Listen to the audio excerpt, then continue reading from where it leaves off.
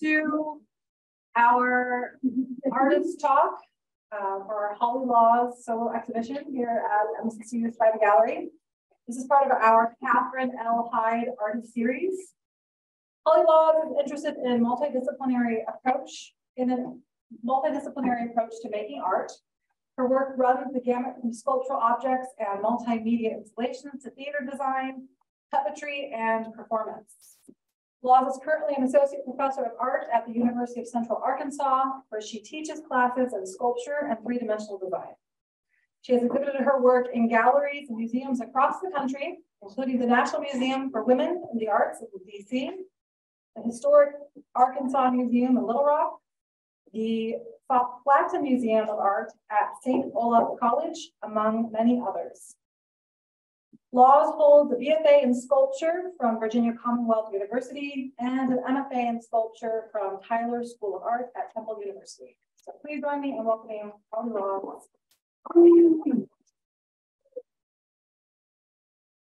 So thank you. First of all, I want to thank Christine for inviting me to show at the Spivey Gallery. And I also want to thank you for showing up for my lecture, and also everyone who is joining us through Zoom. And I sort of say I have notes here on this computer, so I'm going to kind of be going like this a lot. So please excuse that. Let's see. The work I have in the gallery, and I hope everyone's been able to see it, I developed specifically for this. Help me. I don't know how to use this. Terrible. Don't know how to use the mouse. History of how I arrived at the work that I do today. And these things include some of my favorite childhood things, some of the things that I discovered in art school, the jobs I did outside of my field of study. All of these things, or all of those things, really did inform the work that I am currently doing. And I wanted to start with Mrs. Stewart's concentrated liquid glittering, which played a really important part in my childhood, not only because it made your clothes look whiter, but you could grow these magical crystal gardens. Did anyone ever do that as a kid? Grew that? Yeah, I know. They're amazing. And it's one of the magical things I remember from my childhood. And I wasn't interested in it because I was interested in science. I was interested in it because the crystals were really pretty. And you put food coloring on them and they got really colorful and pretty.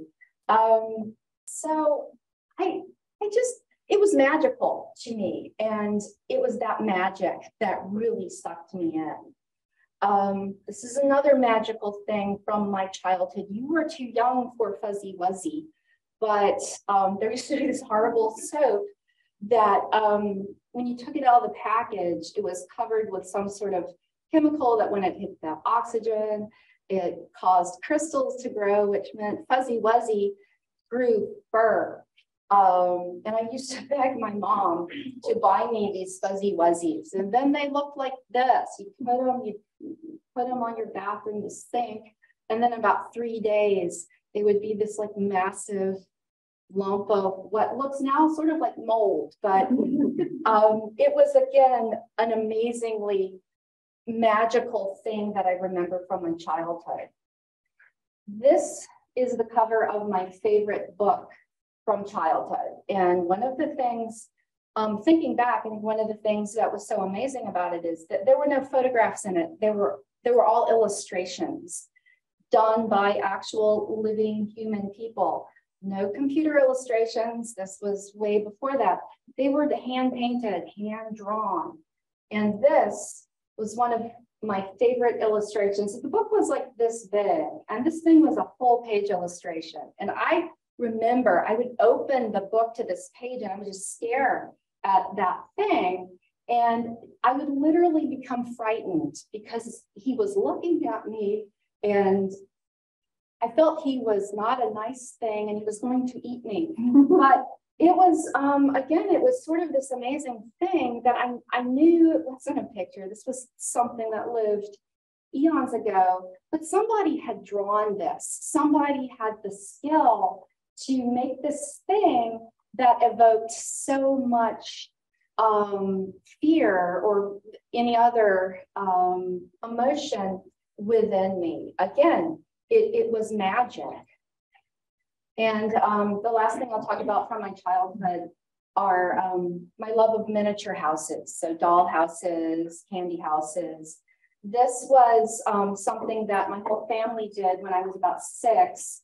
It was very sort of gender, the roles were very, went down gender, whatever you call them. My dad cut the plywood, put the house together, and then mom and I were the ones who whipped up this amazing concoction of royal icing on the stove, slathered this house with this icing, and then stuck all of these candies on it. And I don't know, I've been a geek since childhood. I was absolutely amazed that you could whip up something on your stove from things you had in your cabinet that acted as an adhesive. And to this day, that still amazes me.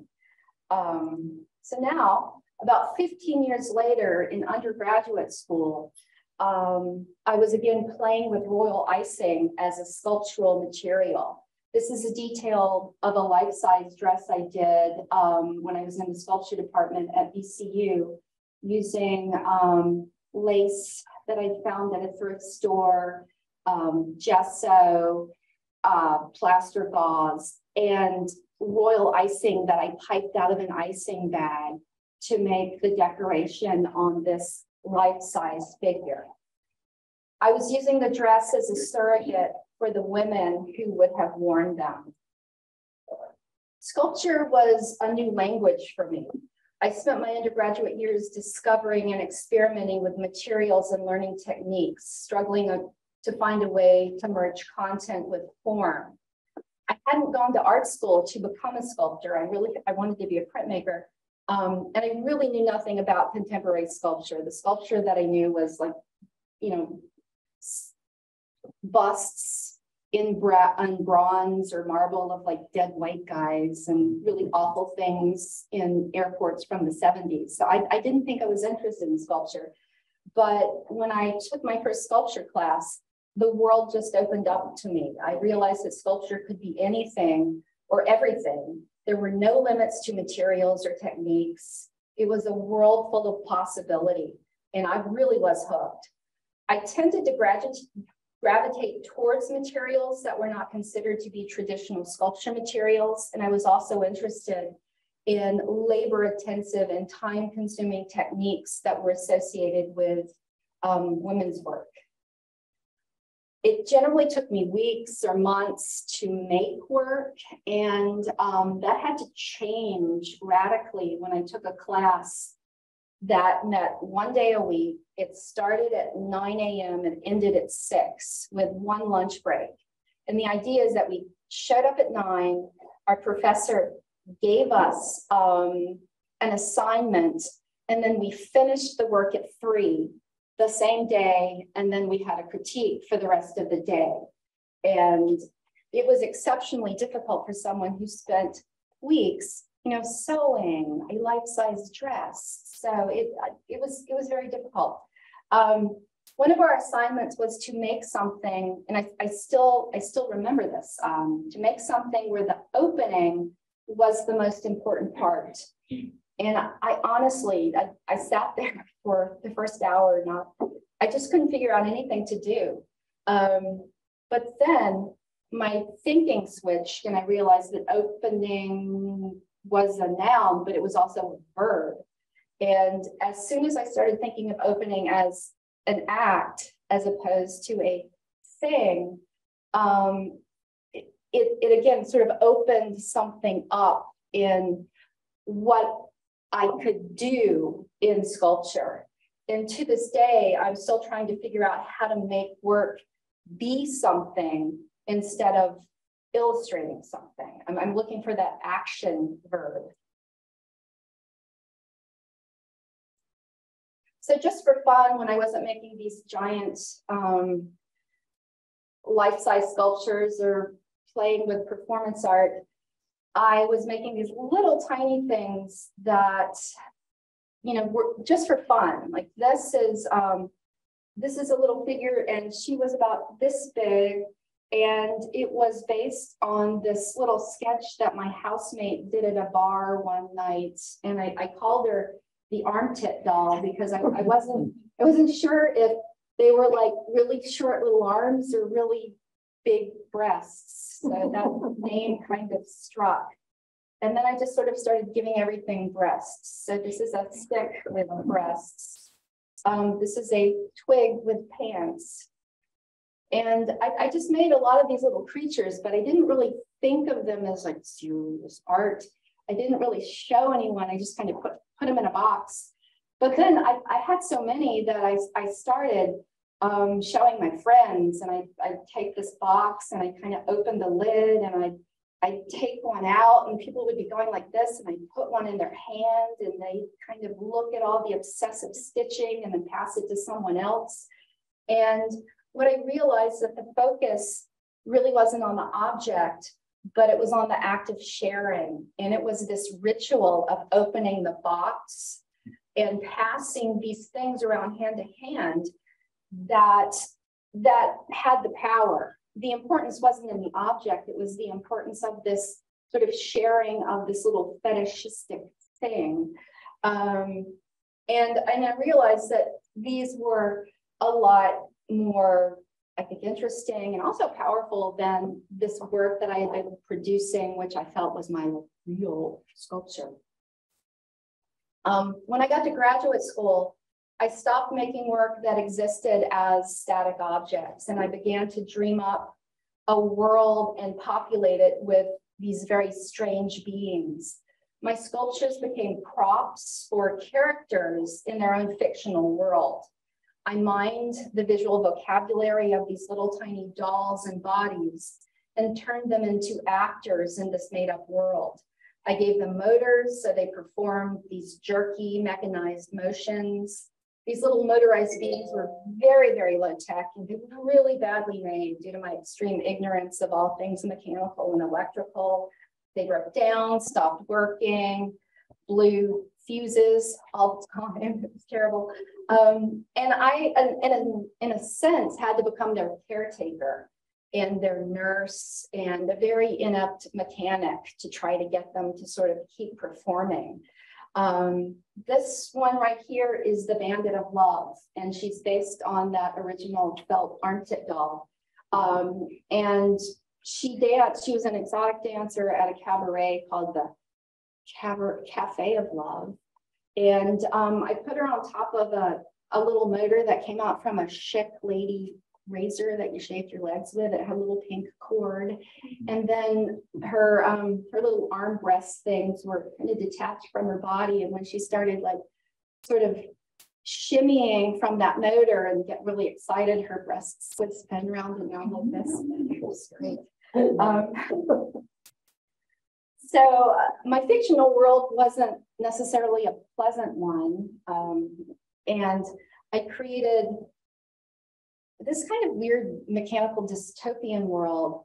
This particular character was one of the audience members that would watch the bandit dance. So every time I would go to a thrift store in Philadelphia, and really good ones, I would look for a rotisserie spits, those old things that have these motors that go really, really slowly. So I'd buy them. And then I'd make these little breathing apparatus, and they just sort of go back and forth going, which I sort of imagine these heart people, you know, sort of staring at the bandit. So every time I found an old barbecue spit motor at a thrift store, I'd make one of these wheezing leather lungs that would watch the bandit dance. Okay, take a drink. This is me. I was about 22. I made my first human puppet in graduate school as an experience in transference. We dressed alike, we had matching costumes, and I made a really, really awful comedy routine with the worst jokes about art that I could think of. And I would stand in front of an audience, mainly, you know, my peers at school, and I would just do this comedy routine until it just got so horrible and embarrassing that I couldn't do it anymore. And at that point, I would pick up the Holly doll, who was dressed exactly like me, and she would start doing it. And it was really weird because I could literally see and sort of feel the attention and the eyes and the attention of the audience moved away from me and onto her. And it was this sort of weird feeling of, oh my gosh, you know, I can be as stupid as I want to because nobody's watching me, they're watching her. So it was, again, this sort of weird moment when I realized the power of what these little performative objects can do. Night after night, grad school was not a great time for me. And night after night, I just sat at my kitchen table and kind of dreamed about being someone else. So I finally decided that I was going to make myself into a character to kind of join all of these objects that I had made in this world. So I became a waitress, which was actually my day job while I was in grad school. And my name was Susan Reel, didn't make art, chain smoked, wore black fingernail polish, and that was it.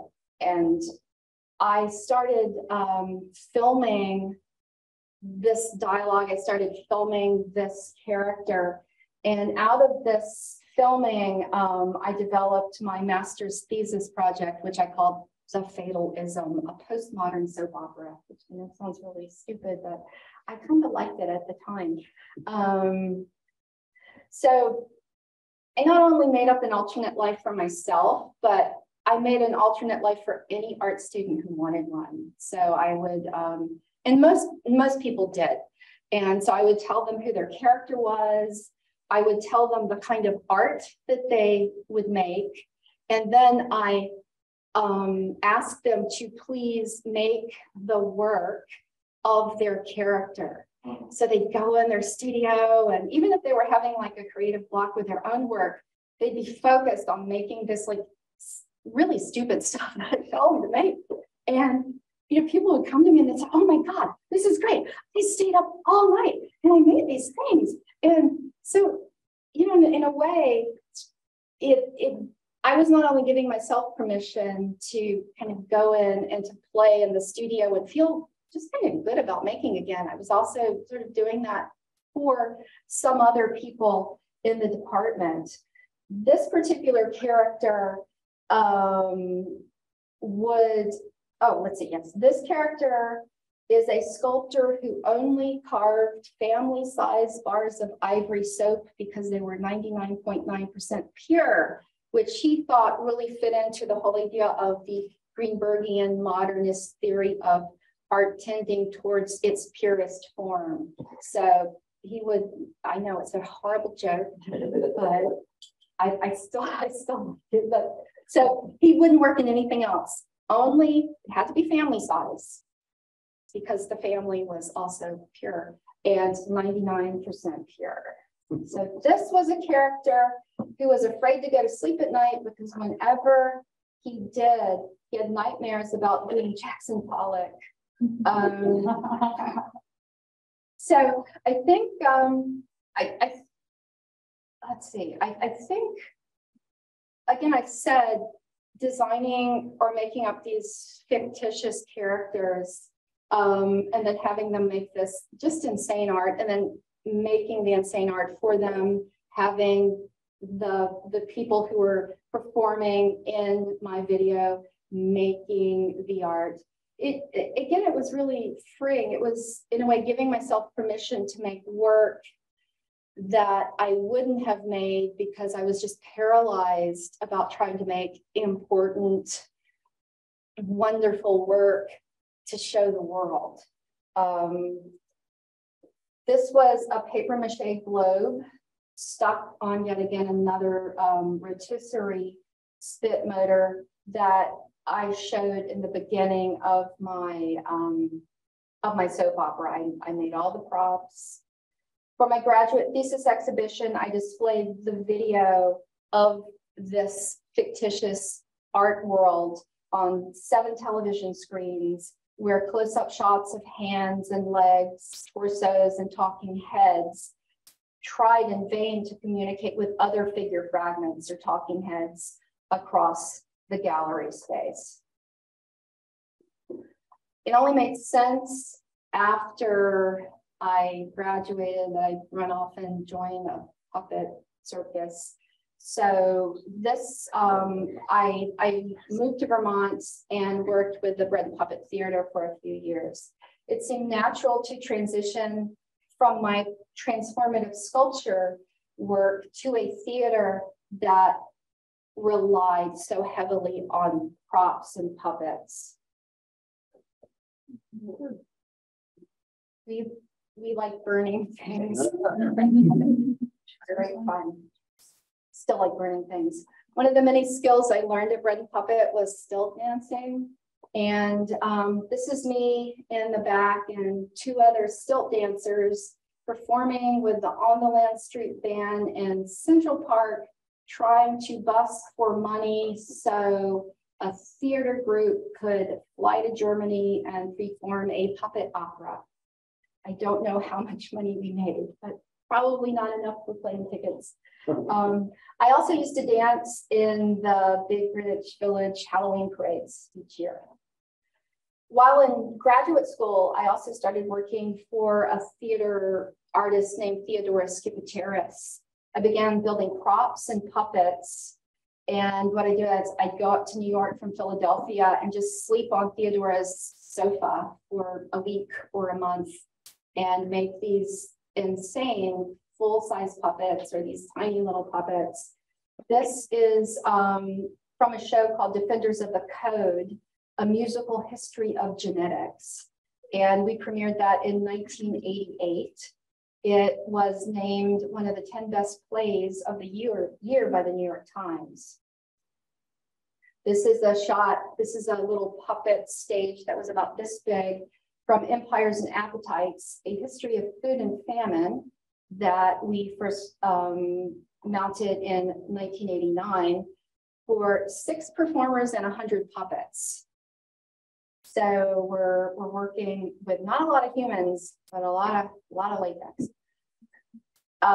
This is from a larger show called The Radiant City, which was a musical based on the life of Robert Moses, who was considered the master builder of the mid-20th century New York. In 1997, Sundance invited Theodora to design and direct a play called The Enchanted Pig, a fairy tale for the disenchanted. This was the one play that Robert Ludlum wrote for children. And in keeping with Ludlum's ridiculous theater, Theodora came in with a Vogue magazine and a seed catalog, and she'd rip a model out of the Vogue magazine, and then she'd cut out like a picture of lettuce or some other vegetable or fruit, and then she'd slap it on to the Vogue model, and then she'd hand it to me and she'd say, "Here, make this," which was really fun because I had to figure out, I hadn't really worked in costumes, I had to figure out how to do these things. This was the princess's costume, and she was sort of lettuce and radicchio. This was one of the evil sister princesses who was garlic and peppers. I also had started working making props and custom set dressing for movies. So I was working in theater and I was working in movies. This is me in Asheville, North Carolina, in a giant warehouse making props for the Huron Village from Last of the Mohicans, which was filmed in 1991. And here's the sort of the Huron Village. So every single piece of Indian corn that you see in this movie, if you ever watch it or watch it again, I hand dyed with Rit dye, hundreds of pounds, because we couldn't afford or we could only afford so many pieces of that sort of that colorful native corn. So we just had to figure out ways to fill baskets with this Indian corn, but made a lot of the props, did a lot of the set dressing for this particular set. This is a scene from, or just a movie still from the Crucible. I was hired to make the little poppet that the girls have. And I just found this online a couple of days ago. So I was super psyched when I found it. I also decided for some strange reason to move from New England to Oklahoma and learn how to make cowboy boots, which I did in 1995. So I did that for a couple of years. Here are some boots in progress. And this led to probably the most depressing job that I've ever had in my entire life, which was working in a factory manned by two people, me and this guy that you see there, making reproduction colonial shoes that the reenactors at Colonial Williamsburg wore and were also sold to other reenactors.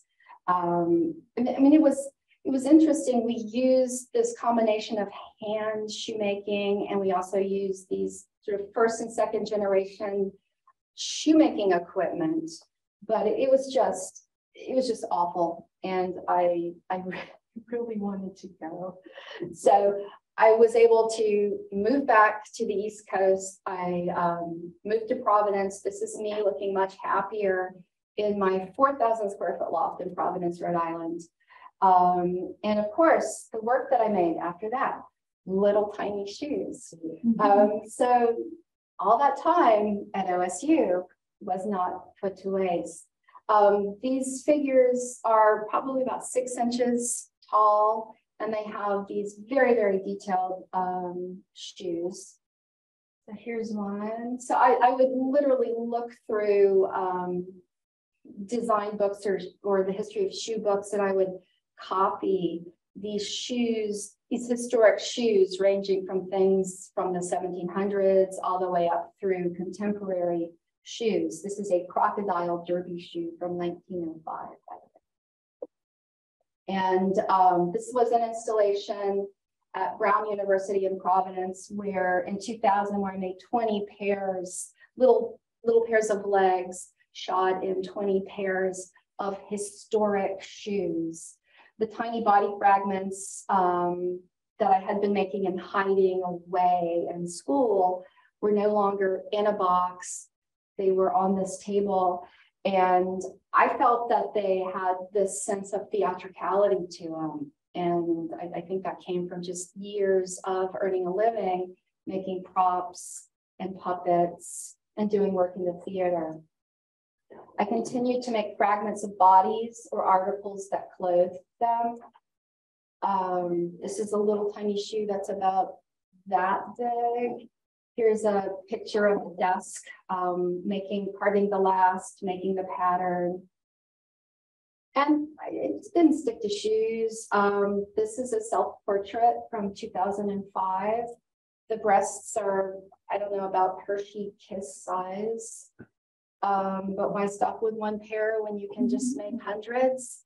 So I just carved breasts until I got really sick of carving breasts. And then I moved on to tiny little breasts. So again, you know, they were funny, but yet they were still about these sort of empty shells that really house the residue of humanity.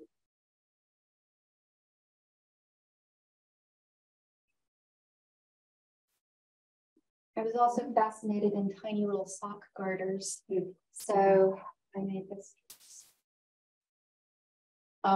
This is a prosthetic. So I was really looking at all sorts of ways or all sorts of surrogates for the human form. They called up a shared human history and also a very personal history for me. through working in the theater, or I continued to work in theater, and through Theodora, I met the director of the International Theater Program at the University of Rochester, Nigel Meister, and worked on a lot of productions with him when I was still living in Providence. This is a shadow puppet from the Iliad by Homer. There were so many like battles in the Iliad, we ran out of ways to like kill people on stage. So it's like, okay, how are we gonna kill these people? Oh, let's do a shadow puppet. So it was sort of interesting and creative trying to find ways to like kill people on stage.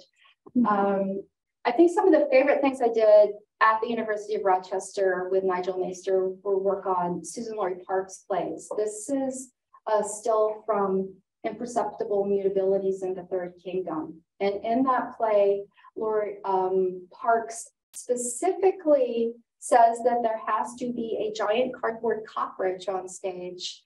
And my cockroach had little telescoping TV antennas for his antennas, and he had a little camera that sat on his head, and he live screened all of the action on stage, which showed up in a little tiny screen in the back wall of the set.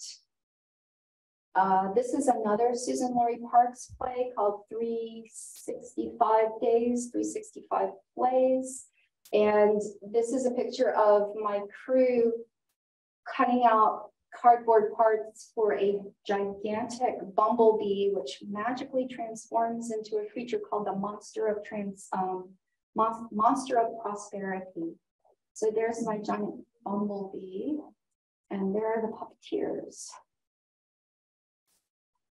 So in 2001, after the events of 9/11, I started the dog tag project, and the prototypes of the dog tag project I actually made as parts of the costumes and as gifts for everyone in the crew of the Iliad at the University of Rochester. But after the planes ran into the towers and everything that happened after that, I found myself wearing my dog tags again, and I would sort of finger this text that was on them, and that's a quote from the Iliad. There's nothing alive more agonized than man of all that breathes and crawls across the earth. And I just felt that that text was so prescient, and they served as a symbol of national solidarity, but simultaneously described the deep mourning for the individual loss that was occurring on all sides of this complex conflict. And what I did is I created, look, I'm doing weird things with the mouse. I created over 3,000 pairs of these with lots of different texts that I pulled from literature and poetry, and I commissioned people to write specifically for this project. And then I would just give people these and say, here, you're going to Korea, put them in your bag, put them out somewhere. And in a couple of years, I had distributed thousands of these in multiple countries all over the world.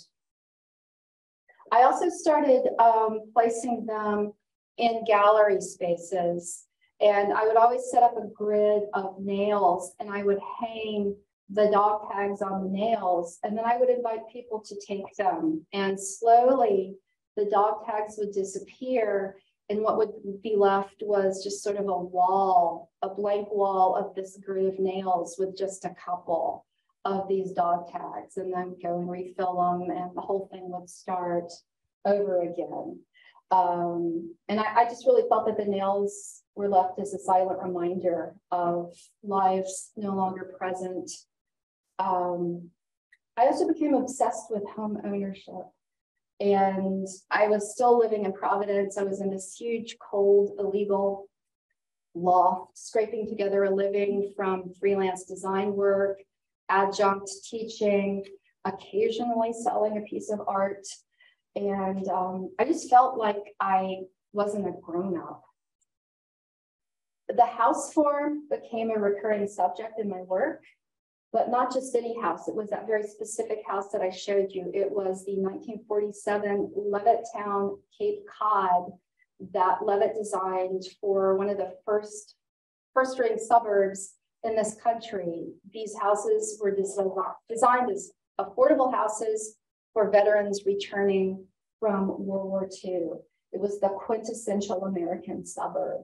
And like the body fragments and tiny articles of clothing that I had been making, these upended, encrusted crystal houses functioned as ghostly containers that held the history of the human body and explored the residue of the actions of human beings within those houses.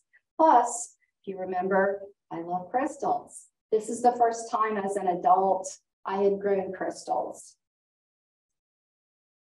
I made multiple iterations of the Levittown house.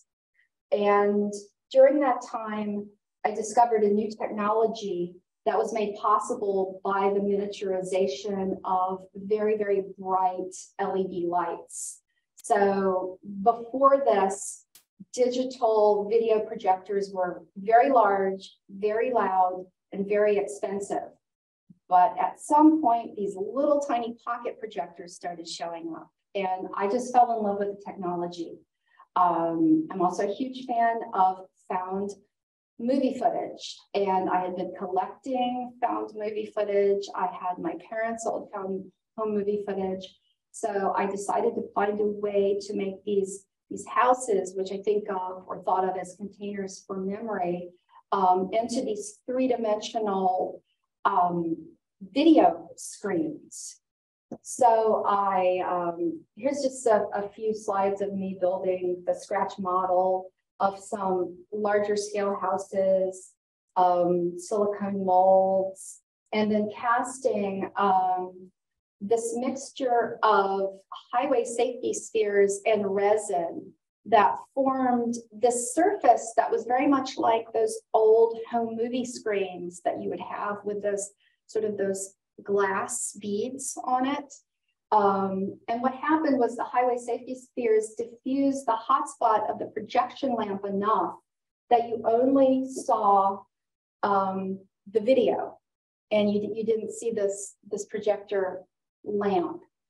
I also discovered that one of my best friends grew up in Levittown, and she happened to be a playwright.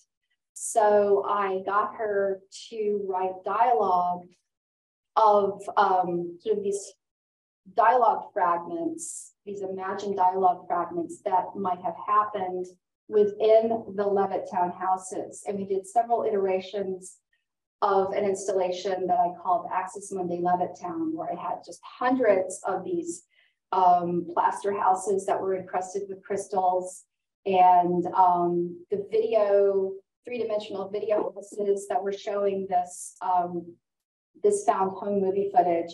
And this was the first time I brought in actual furniture into the gallery. So I had this little living room set up so that people could sit down and just kind of hang out and pop in the gallery.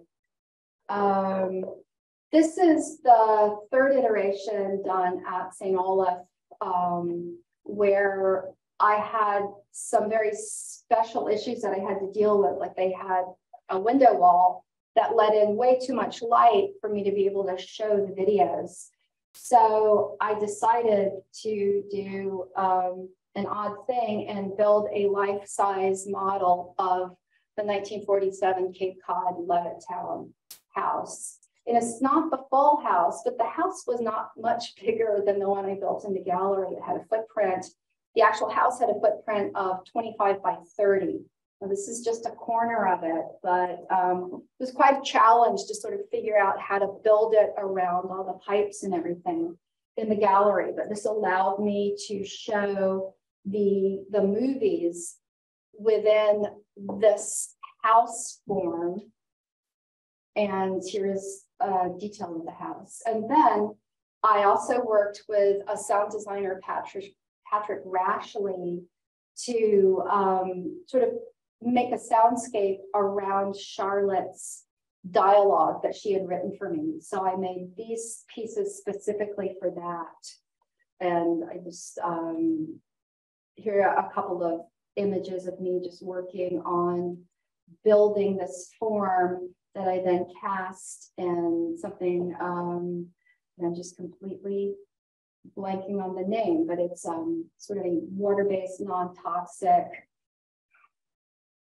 fiberglass resin substitute, opaque. And here is the installation of these sound houses into the gallery at Wheaton.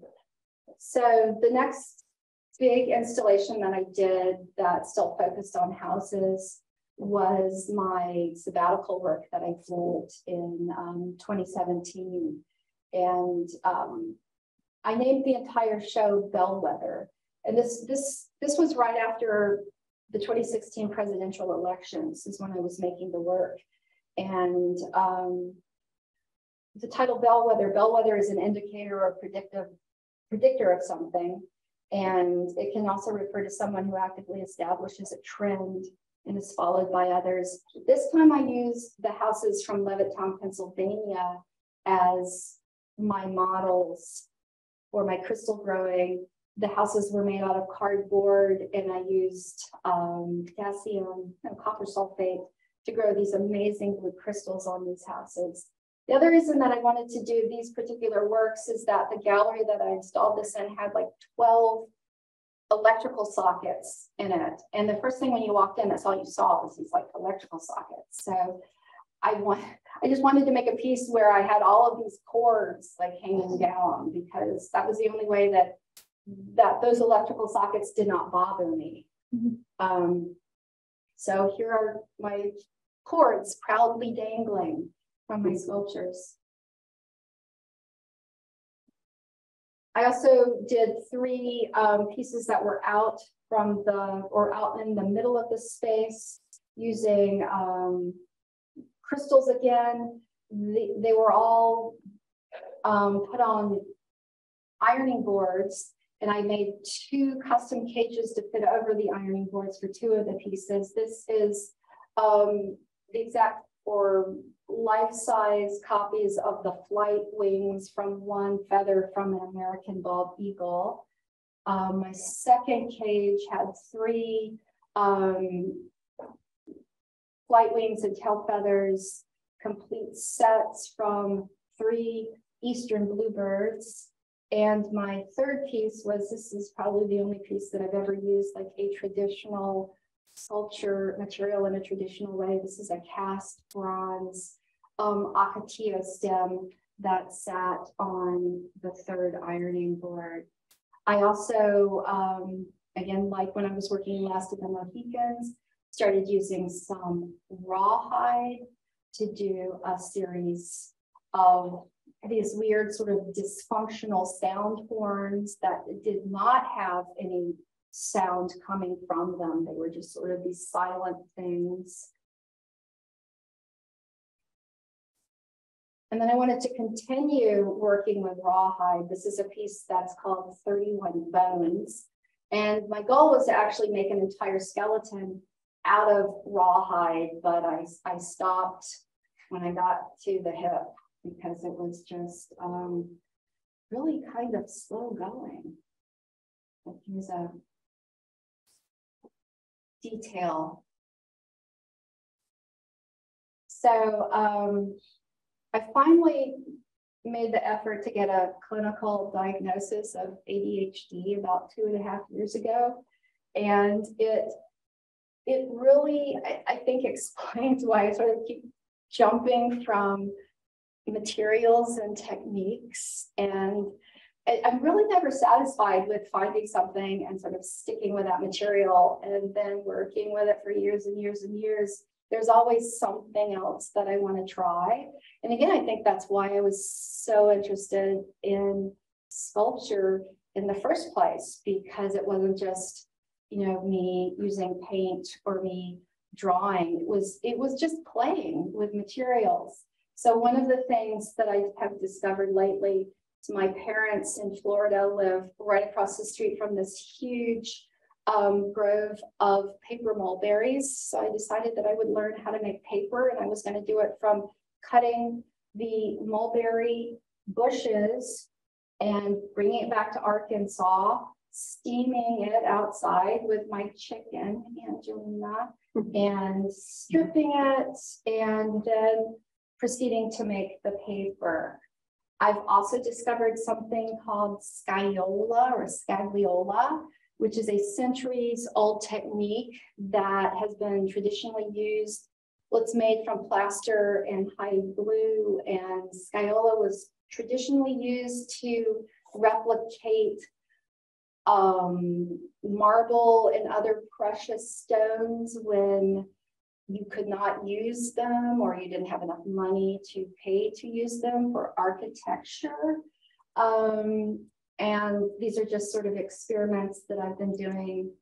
And this particular exhibition here was the first time that I've actually been able to use my newfound skills in making scagliola, I still can't pronounce it, for objects.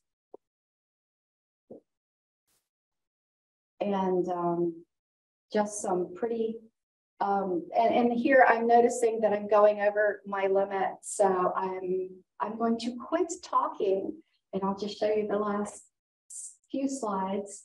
But I do want to say that I was thrilled to learn that Joplin has a museum of minerals and rocks that includes geodes that were found around here.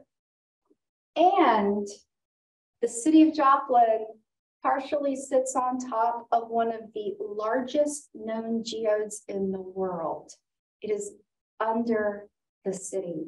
And while, when the miners found it, this is a little bit of history, y'all probably know this, they decided it was so gorgeous that they didn't want to ruin it, so they didn't mine there.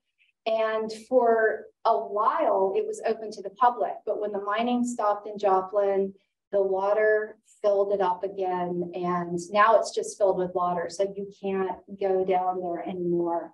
But, you know, I can't offer you a room-sized geode like the one you can find underneath there, but I can offer you some pretty cool futuristic geodes from the Anthropocene in the room next door. So I hope you go over and see my geodes as well. So thank you so much.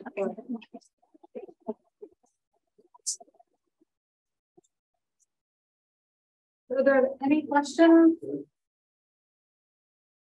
Are there any online? I can't. Oh, I'm sorry. Does anyone have any questions?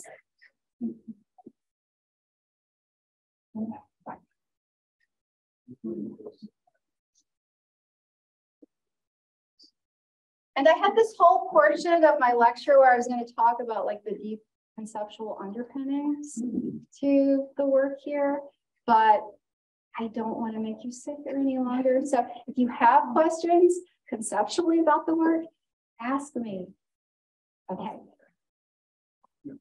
Well, thank you all for coming. And yes, I'll have Holly go over to the gallery then, so maybe you could give a lecture in there.